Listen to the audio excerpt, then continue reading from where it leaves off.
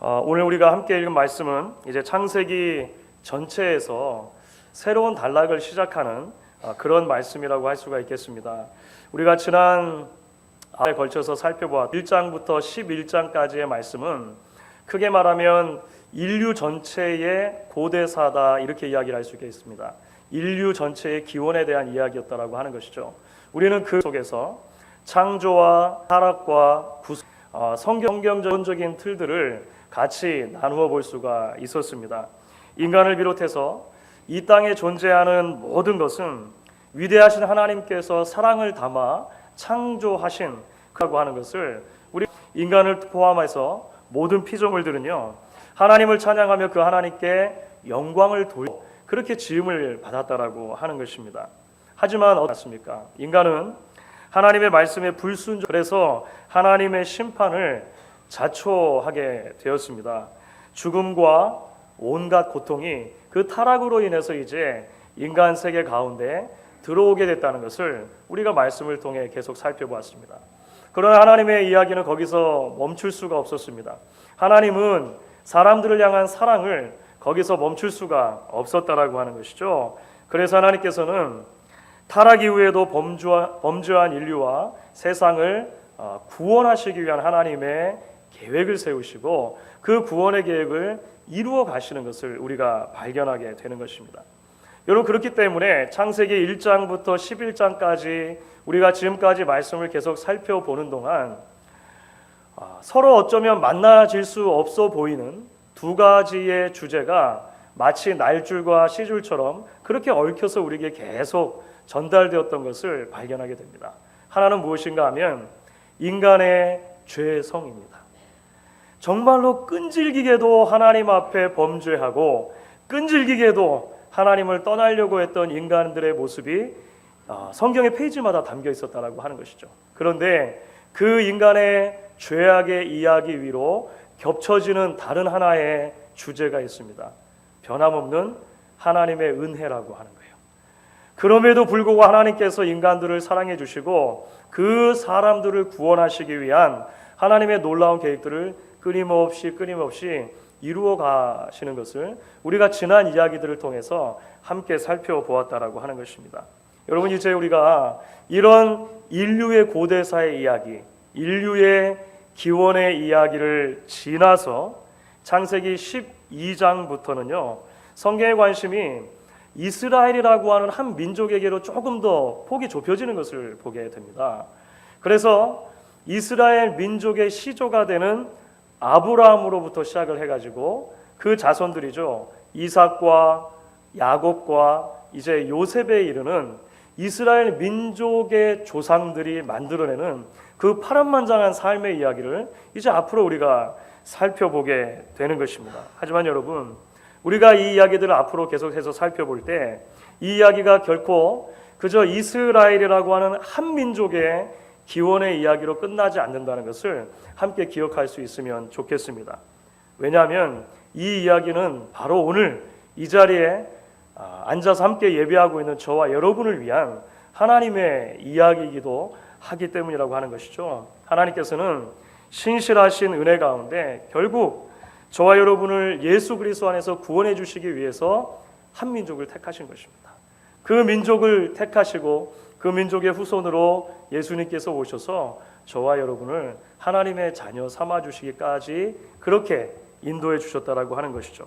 우리가 이제 앞으로 조금 더 개인의 이야기들을 살펴보고 그 개인들의 삶 속에 역사하셨던 하나님의 이야기들을 살펴보게 될 것입니다. 우리가 이렇게 이야기들을 읽어가다 보면 하나님의 부름을 받고 천국 백성이 되었으면서도 동시에 일정 기간 동안 이 땅에 발을 딛고 살아야 하는 신앙인들이 겪는 그 갈등을 여실하게 보게 될 것입니다. 수많은 실패와 수많은 좌절과 수많은 약점이 있는 것이죠. 그러나 그럼에도 불구하고 하나님께서는 당신의 백성들을 끊임없이 회유하시고 끊임없이 말씀해 주셔서 결국은 그들을 통해서 하나님의 놀라운 일을 이루고야 마시는 그러한 이야기도 우리가 함께 바라보게 될 것입니다. 결국 이 이야기들 속에 우리가 발견하는 것은 무엇입니까? 저와 여러분의 삶의 이야기고 저와 여러분의 신앙의 이야기가 이 하나님의 말씀 가운데 담겨 있는 것을 우리가 앞으로 함께 보게 될 것이라고 하는 것입니다. 이제 오늘 우리가 함께 읽은 이야기는요, 하나님께서 아브라함이라고 하는 한 사람을 부르시는 이야기로 시작을 합니다. 아브라함이 도대체 누구입니까? 우리가 소위 믿음의 조상, 그렇죠, 믿음의 조상이라고 부르는 바로 그 사람입니다. 마태복음에 가면은 마태복음 1장 1절이 이 아브라함의 이름을 언급함으로 시작하죠. 아브라함과 다윗의 자손 예수 그리스도의 세계라. 오늘 우리가 이 믿음의 조상 아브라함이 어떻게 부름을 받았느냐 하는 이야기를 이제 함께 살펴보면서 이야기를 통해서 성도의 삶에 주시는 하나님의 메시지를 같이 나누어 볼 수 있기를 원하는 것입니다. 그럼 그렇다면 오늘 이제 아브라함 부르신 이야기를 통해서 성도의 삶과 관련해서 우리가 어떤 진리들을 발견할 수 있겠습니까? 오늘 말씀 가운데 우리가 첫 번째로 발견하게 되는 진리는 이것입니다. 성도의 삶이라고 하는 것은요, 하나님의 부르심으로 출발한다는 것입니다. 그러니까 성도의 삶은 하나님의 부르심이 있어야 가능하다라고 하는 것을 오늘 말씀을 통해 보게 돼요. 여러분, 오늘 말씀 우리가 함께 읽은 말씀 12장에 바로 이전 단락입니다. 1장의 마지막 이 아브라함의 가족사를 이야기해주고 있습니다. 무슨 말인가 하면 받기 이전에 어떤 삶을 살았는가라고 하는 것을 11장 27절부터 32절까지 말씀에서 우리에게 요약을 해주고 있는 것입니다. 본래 아브라함의 가족은요, 갈대아 지역의 우르라고 하는 도시에서 살고 있었다라고 이야기를 해줍니다. 갈대아 지역은 지금의 이라크 지역이라고 생각하시면 됩니다. 메소포타미아 강과 유프라테스 강 사이에 아주 비옥한 지역이 있어서 거기에 고대로부터 문명이 발달을 했습니다. 그곳에 있었던 제국을 고대 바벨론 제국이라고 해요. 그리고 거기서 발생한 문화를 메소포타미아 문화다 이렇게 하는 것입니다. 그 고대 바벨론 지역 중에서도요, 우르라고 하는 도시는 굉장히 오래된 도시입니다. 마치 우리 미국 땅에서 필라델피아가 굉장히 오래된 도시지 않습니까? 그렇죠. 그래서 우리 필라델피아에는 오래된 건물도 제법 오래돼봤자 300년 조금 넘는 거죠. 한국에 가면은 수천 년 된 것도 있습니다만 하여간 오래된 도시였다라고 하는 것입니다. 그만큼 중요하고 일찍 문명이 발달한 도시였죠. 아브라함의 아버지였던 데라에게는 세 아들이 있었습니다. 큰 아들이 아브라함이고 그 다음에 나홀, 하란이라고 하는 세 아들들이 있었는데요. 하란이라고 하는 막내 아들이 롯이라고 하는 아들을 낳고 나서 금방 죽었습니다. 그래서 가족의 제일 큰 아들이었던 아브라함, 큰아버지가 이제 이 롯을 어렸을 때부터 돌봐줬던 것 같아요. 막내 아들이었던 하란이 죽고 났을 때 데라는 큰 결심을 하게 된 것 같습니다. 우르 땅을 떠나야겠다 이렇게 결심한 거죠. 그래서 이 우르를 떠나서 이제 하란이라고 하는 이름이 막내 아들하고 좀 비슷합니다만 그 철자가 좀 다른데 하여간 이 하란이라고 하는 곳까지 와서 거기서 다시 뿌리를 내리고 살게 되는 것이죠. 나중에 이제 이 데라도 아버지도 그 하란 땅에서 이제 돌아가시는 것을 우리가 말씀을 통해 보게 돼요. 이것이 바로 아브라함 가족의 짧은 가족사입니다. 가족사. 그런데 이 가족사 속에는 담겨 있지 않은 하나의 이야기가 있어요. 그게 무엇인가 하면 이 아브라함 가족의 신앙사입니다. 신앙사. 도대체 그러면 그 전까지 아브라함의 가족은 무엇을 믿고 있었느냐라고 하는 것이죠. 창세기에는 그것을 설명해주고 있지 않습니다만 여호수아에 보면 그것을 설명해주는 대목이 나옵니다. 제가 한번 읽어볼 텐데요. 여호수아서 24장 2절 말씀입니다. 여호수아가 백성들에게 설교하는 마지막 고별 메시지를 전하는 과정에서 이 이야기가 등장해요. 제가 한번 읽어보겠습니다. 여호수아가 모든 백성에게 이르되 이스라엘 하나님 여호와의 말씀에 옛적에 너희 조상들 곧 아브라함의 아비 나홀의 아비 데라가 강 저편에 거하여 다른 신들을 섬겼으니. 성경이 이렇게 기록합니다. 무슨 말입니까? 아브라함의 가족이요 본래 여호와 하나님을 섬기던 그런 가족이 아니었다는 것이죠. 아니었다는 것이죠. 그들은 다른 신들을 섬기는 가족이었습니다. 이방신 우상을 섬기는 가족이었다라고 하는 것이죠. 물론 아브라함과 그의 가족이 이렇게 다른 신들을 우상을 섬겼던 것은 그들이 특별히 나쁜 사람이기 때문에 그랬던 건 아닙니다. 그들이 갈대아 사람이기 때문에 그런 거예요. 바벨론 사람이기 때문에 그런 것입니다. 그 당시 모든 바벨론 사람들이 그랬던 것처럼 그 바벨론 땅에 우상을 섬기고 이방신을 섬기고 그렇게 지내오던 것이 그들의 모습이었다라고 하는 것이죠. 다른 사람들처럼 그렇게 살다가 결혼했고요. 그렇게 살다가 자녀도 낳았습니다. 그렇게 살다 보니까 가족 중에 형제가 일찍 죽기도 했습니다. 또 시간이 흐르니까 아버지께서 돌아가시기도 했어요. 이 모든 일들은 특별한 일이라고 할 수 없는 것입니다. 그렇죠? 그저 그 당시를 살던 모든 사람들과 같이 그렇게 평범하게 살았던 가족이 아브라함의 가족이라고 하는 거예요. 그러면 아브라함도 어떻습니까? 가만히 놔뒀으면 그렇게 죄악 가운데서 우상 섬기고 이방신들 섬기다가 그렇게 시간이 흘러서 그냥 죽을 수밖에 없었던 운명이라고 하는 거예요.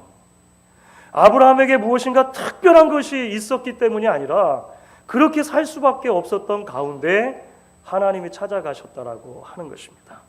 이 아무렇지도 않게 살아가던 아브라함의 인생 가운데 이제 특별한 일이 일어나기 시작하는 것이죠.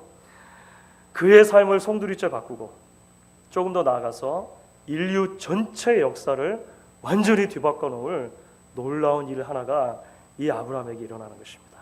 그것이 12장 1절에 기록되어 있어요. 그죠? 제가 읽었는데 여러분 같이 한번 읽어보도록 하겠습니다. 창세기 12장 1절의 말씀을 저희가 한번 같이 읽어보겠습니다. 여호와께서 아브라함에게 이르시되 너는 너의 본토 친척 아비 집을 떠나 내가 네게 지시할 땅으로 가라. 우리는 창세기를 앞에서부터 읽어왔습니다. 그러니까 지금 이 여호와 하나님이 어떤 하나님이신지 우리는 알고 있어요. 그 하나님이 어떤 하나님이십니까? 천지를 창조하신 하나님이십니다. 그 하나님이 대홍수를 일으키셨던 하나님이시고 홍수 가운데도 노아의 가정을 놀라운 기적으로 구원해 주셨던 하나님이십니다. 바벨에서 언어를 흩으셔서 사람들을 땅으로 흩어보내셨던 그 위대하신 하나님이라고 하는 것을 우리는 알고 있어요. 그런데 아브라함은요, 그 하나님이 누군지 모르고 있었다는 것입니다. 그 하나님이 누군지도 모르고 존재하는지조차도 모르던 그 아브라함에게 하나님께서 찾아가시는 것이죠.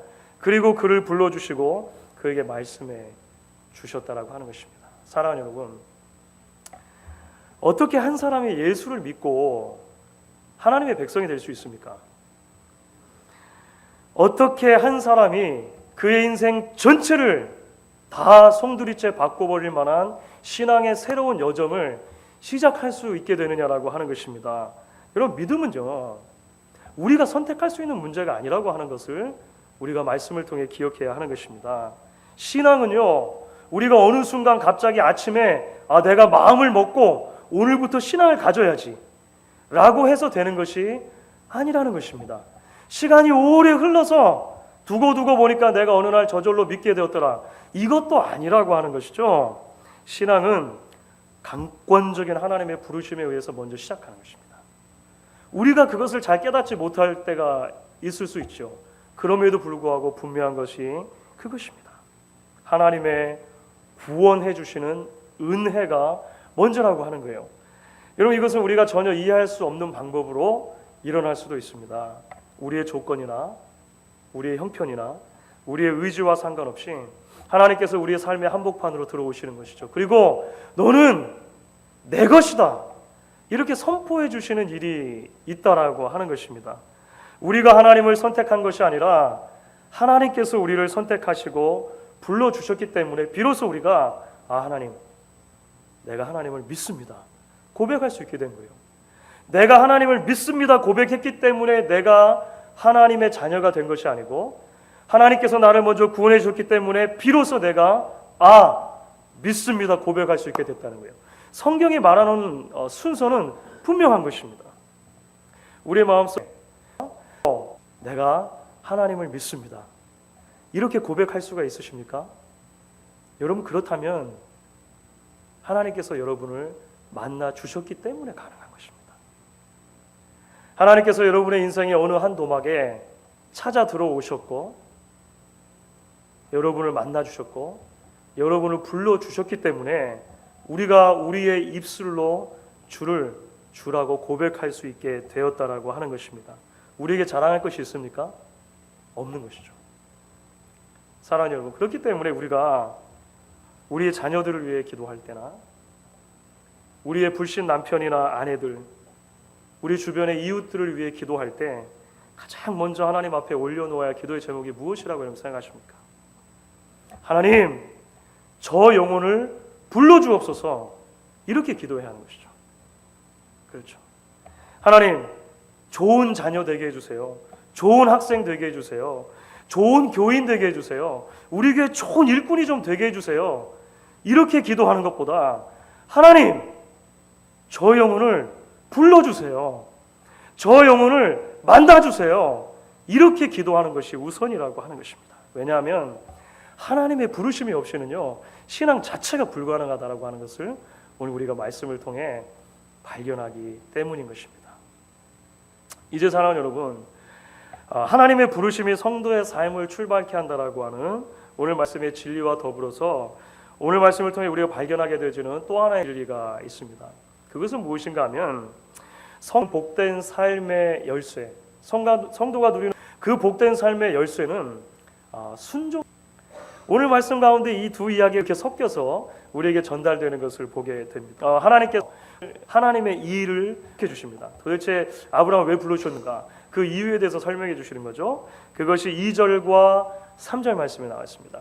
오늘 창세기 12장 2절과 3절 말씀을 저희가 같이 한번 한 목소리로 읽어보시면 좋습니다. 내가 너로 큰 민족을 이루고 내 하는 자에게는 내가 복을 내리고 너를 저주하는 자에게는 내가 죄니 땅의 모든 족속 너를 인하여 복을 얻을 것이니라 하신지라. 여러분, 하나님께서 아브라함에게 약속해 주신 내용이 참 놀랍지 않습니까? 하나님께서요, 이 아브라함으로부터 시작해서 새로운 큰 민족을 이루겠다고 하시는 겁니다. 그리고 그의 이름을 창대케 크게 만들어 주시겠다, 이렇게 약속해 주셨어요. 그리고 거기에 멈추지 않으시죠. 이 아브라함이 복의 근원이 되어서 땅의 모든 족속들이 이 아브라함 때문에 복을 받게 된다라고 하는 것이 하나님께서 아브라함에게 주신 약속이었다라고 하는 것입니다. 그렇습니다, 여러분. 한 사람이 하나님의 부름을 받고 한 사람이 신앙인이 되었을 때 그 사람은 더 이상 자기 자신만을 위하여 살 수 없는 사람이 되는 것입니다. 그렇죠. 하나님의 부르심의 목적은요, 그저 나 하나 잘 먹고 잘 살고 내 가족이 복을 받는 것을 훨씬 넘어서는 이야기라고 하는 것입니다. 하나님의 백성들을 축복의 통로로 삼는 것이죠. 하나님의 백성들을 그 자체로 축복의 통로로 삼아서 그가 가는 곳마다 하나님의 복이 연결되도록 하시는 것이 하나님께서 하나님의 백성을 부르시는 굉장히 중요한 목적이라고 하는 것입니다. 너는 복의 근원이 될지라, 이렇게 말씀하셨는데요, 너는 복의 근원이 될지라고 하는 말을 그냥 원어를 그대로 옮기면 너는 복이 될지라, 이런 의미입니다. You will be a blessing. 그러니까 무슨 말입니까? 너 자신이 복 자체가 되는 거죠. 너 자신이 복 덩어리가 되기를 원한다. 하나님은 그렇게 말씀하신 겁니다. 여러분, 참 멋지지 않습니까? 놀랍지 않습니까? 별로 안 놀라우신 것 같은데요. 나 하나가 복 받는 것이 문제가 아니라 내가 복 덩어리가 되어져서 어디를 가든지 그 복의 전달자로 살도록 하기 위해서 하나님이 하나님의 백성들을 택해 주신다라고 하는 것입니다. 하나님께서 아브라함을 부르신 것이요, 아브라함 하나 복받고 아브라함의 가족 건사하기 위한 것이었다면 아브라함의 자손으로 예수가 오실 수 있습니까? 없죠. 아브라함의 자손으로 오신 예수 그리스도 안에서 우리가 하나님이 주시는 영원한 영생의 복을 받을 수 있습니까? 없는 것입니다. 이 말씀을 묵상하면 참 마음이 뜨거워져요. 그렇죠. 하나님께서 저와 여러분을 불러주신 것도 바로 그렇게 축복의 통로가 되도록 하시기 위해 불러주셨다는 것입니다. 우리를 구원하셔서 하나님의 백성으로 이 땅에 살게 하신 이유가 무엇입니까? 저와 여러분이 복덩어리고요. 복덩어리. 그렇죠. 저와 여러분이 복덩어리가 되어져서 가는 곳마다, 있는 자리마다 하나님의 복이 우리를 통해서 계속해서 전달되도록 하시는 것입니다. 그런데 여러분, 우리가 이 시점에서 한 가지 기억해야 할 것이 있습니다. 그것이 무엇인가 하면 아브라함의 인생이 실제로 그와 같은 복의 근원이 되기 위해서 아브라함 편에서도 필요한 것이 하나 있었습니다. 그것이 순종이라고 하는 거예요. 그렇죠? 그것이 순종이라고 하는 것입니다. 사실 하나님의 약속은요, 저 많지에 있는 이상이라고 하는 것입니다. 아브라함이 처음 하나님의 부르심을 받은 뒤로부터 하나님의 약속이 완전하게 이루어지기까지는요, 훨씬 더 많은 시간이 앞으로 남아 있습니다. 아직 이루어지지 않은 가능성일 뿐이라고 하는 거예요. 그죠? 하나님의 선포는 가능성이라고 하는 것입니다. 그런데 그 가능성이 실제로 되기 위해서, 하나님이 주신 약속의 가능성이 우리의 삶 가운데 실제로 적용되고 실현되기 위해서 필요한 것이 무엇이냐면 아브라함이 순간순간 순종하는 것이 필요했다라고 하는 것입니다. 약속을 붙드는 거죠. 말씀을 붙들고 너는 너의 본토 친척 아비 집을 떠나 내가 네게 지시할 땅으로 가라. 그 말씀에 순종하는 것이 필요했다라고 하는 것입니다. 자, 여러분 4절 말씀을 보시면은요, 아브라함이 하나님의 부름을 받았을 때 그 나이가 몇 살이라고 기록되어 있습니까? 그 나이가 75세였다라고 기록이 됩니다.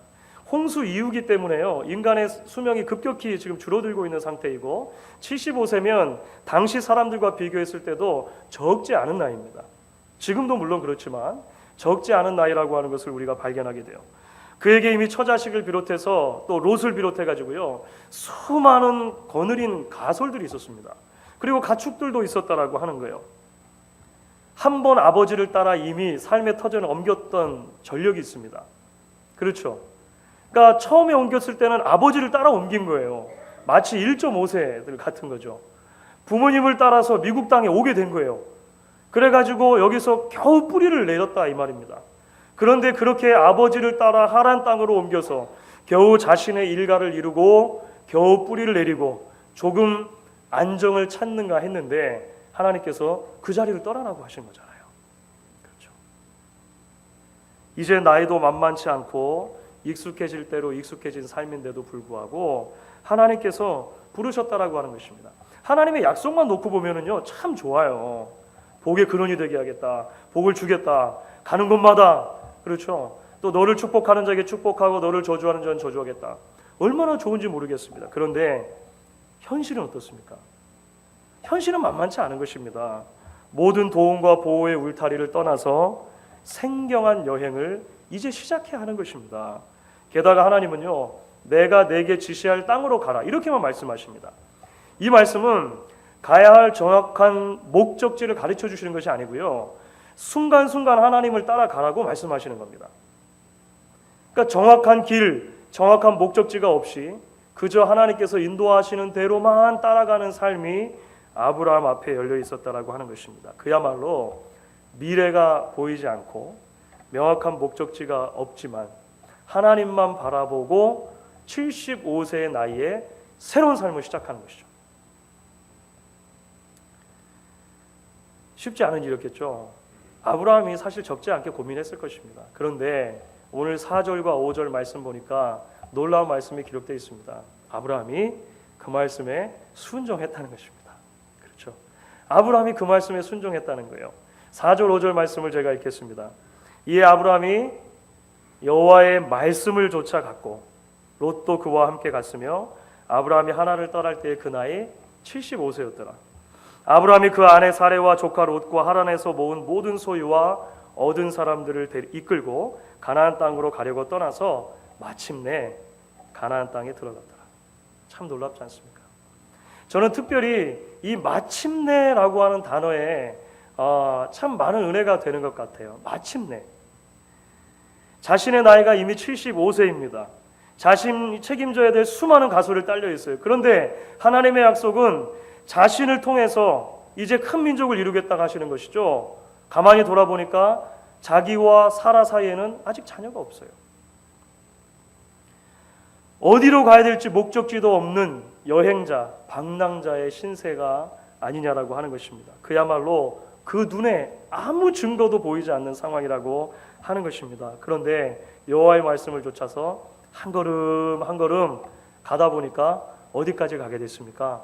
마침내 약속의 땅에 가 있는 거예요. 마침내 하나님께서 그를 하나님께서 주려고 하셨던 땅까지 이끌어 주셨고 그곳에서 마침내 하나님의 일을 시작하기 출발하셨다라고 하는 것입니다. 사랑하는 여러분, 사실 성도의 삶은요, 어떻게 보면 하나님께서 아브라함에게 요구하셨던 그런 삶의 연속이라고 할 수 있을 것 같습니다. 때로 지금까지 의지하던 것들을 내려놓고 편안함과 익숙함의 자리를 포기하고 하나님만을 바라보고 걸어가야 하는 길이 신앙의 여정일 때가 있다라고 하는 것입니다. 때로 우리의 상식과 우리의 기대와 다른 어떤 자리에 서 있어야 하는 것이 믿음의 길일 때가 있다라고 하는 것입니다. 하나님의 말씀은 참 좋습니다.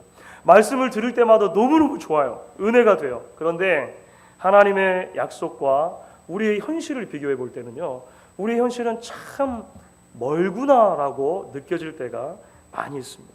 그런데 여러분, 우리가 순종해 하나님이 일하십니다. 우리가 따를 때 하나님께서 축복의 길로 인도해 주신다라고 하는 것입니다. 하나님의 말씀을 처음부터 끝까지 모두 다 이해했기 때문에 그 말씀에 순종했다라고 생각하지 않습니다. 그렇죠? 자신의 현실과 하나님의 말씀을 저울질해 보지 않았겠습니까? 처음에 그렇게 한 다음에 모든 것들이 나의 머리와 가슴으로 다 이해하고 다 받아들여졌기 때문에 그러면 이제 출발해도 되겠구나, 그렇게 생각한 것 같지 않다라고 하는 거예요. 여러분, 실제로 앞으로도 아브라함의 삶을 보시면은요, 아브라함의 믿음이 그렇게 대단한 믿음이 아니었다는 것을 보게 돼요. 다음 주 우리가 곧바로 보게 됩니다. 아브라함 믿음이요, 금방 흔들립니다. 환경이 더 어려워질 때 금방 연약해진다라고 하는 거예요. 좌충우돌하고 때로 실패하고 좌절할 때도 있었다라고 하는 것입니다. 그런데 그 와중에서도 적은 믿음을 가지고 그 적은 믿음의 근거에서 순종하기로 결단했을 때 하나님께서는 그의 믿음도 함께 키워가신다라고 하는 거예요. 그에게 하나님께서 약속하셨던 놀라운 은혜를 계속해서 주신다라고 하는 것입니다. 처음에는요, 여러 가지로 의심하고 실패하고 그러던 아브라함이 점차적으로 하나님 앞에 조금씩 순종함을 배워갈 때 믿음이 성장하고 연단이 되어 나중에 어느 경지까지 가는지 아십니까? 앞으로 25년이 지나가지고요, 25년이 지나서 아브라함이 100세가 되었을 때야 비로소 아들이 태어나요. 이삭이라고 하는 아들이 태어나는데요, 얼마나 좋습니까? 그런데 그 아들을 하나님께서 뭐라고 말씀하시냐면요, 번제로 드리라, 이렇게 말씀하십니다. 아브라함이 그때는요, 번제로 드리려고 합니다. 놀랍죠? 100세에 낳은 아들 하나님 앞에 번제로 이제는 올려놓고 정말로 칼을 들어서 그 아이의 목숨을 끊으려고 하기까지 하나님의 말씀에 전적으로 순종할 수 있는 신앙의 근육이 점차적으로 키워지는 것입니다. 어떤 목사님 말씀처럼 믿음으로 순종하는 것입니다. 하지만 순종할 때 우리의 믿음이 더욱더 견고해진다라고 하는 것입니다. 우리는 때로 내가 믿음이 적어서, 내가 지금 형편이 이래서 하나님 앞에 순종하지 못한다고 핑계하고 변명할 때가 얼마나 많이 있습니까? 우리가 오늘 하나님 말씀 앞에서 기억해야 하는 것이죠. 순종을 통해 하나님께서 일하신다라고 하는 것입니다. 주 안에서 사랑하는 성도 여러분, 오늘 소망 없는 삶을 살던 아브라함을 부르셨던 하나님께서 지금도 저와 여러분을 말씀 가운데 부르고 계십니다. 여러분, 우리의 갈대아 우르가 어디입니까? 우리의 하란이 도대체 어디냐라고 하는 것이죠. 그 자리에서 일어나 하나님을 따르라라고 하는 그 부르심에 우리가 이제 믿음으로 응답하시고 순종하실 수 있는 저와 여러분 되실 수 있기를 주의 이름으로 간절히 축원하겠습니다. 우리 한번 같이 찬양하시고 한번 기도하도록 하겠습니다. 찬송가 344장입니다. 이 눈에 아무 증거 아니 배워도